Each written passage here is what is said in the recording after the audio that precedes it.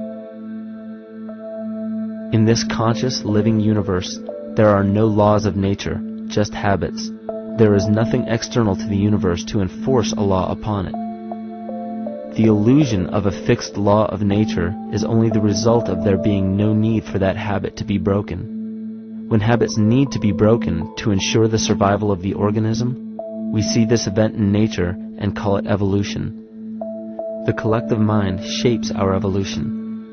And a great example of this is the experiment done by John Cairns in 1988. His team put lactose-intolerant cells in an environment with only lactose for food. Under a law of nature, every one of these lactose-intolerant cells would have died.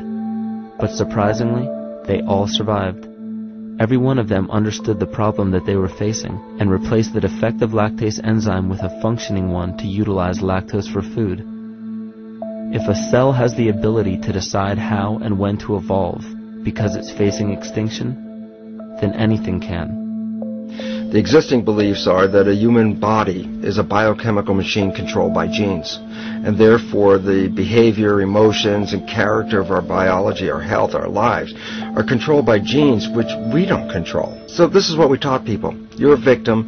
Genes control your life. You didn't pick them. You can't change them. The genes you end up with program what's going to happen. My experiments on stem cells, which I started in 1967, I'd isolate one stem cell, put it in a petri dish, and then it would divide every 10 hours.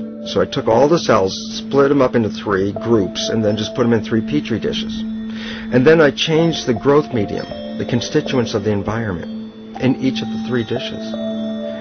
In one dish, the cells form bone. The second dish, they form muscle.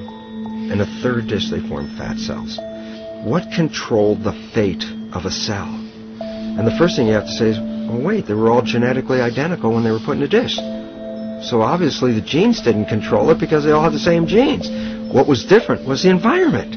And all of a sudden in my career it said, oh my gosh, here I am teaching genes control life, and the cells are telling me genes respond to life. And since you can control the response, you can control your life. It's how you read the environment, how your mind perceives the environment. And if you understand this, then you could lead yourself to the most wonderful expression on this planet, to be fully alive and fully healthy by just how you respond to the world.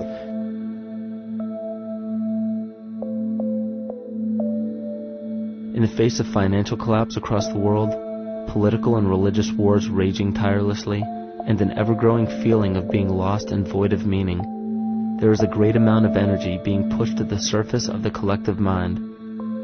Evolution does not come about gradually. It happens in spurts and fits, and comes about due to a tremendous need for the organism to survive. We are now at a point in history where we will choose. We will choose to become sovereign or remain dependent, to face our true self or continue fighting a ghost, to become well or allow this disease to grow, to live or to die.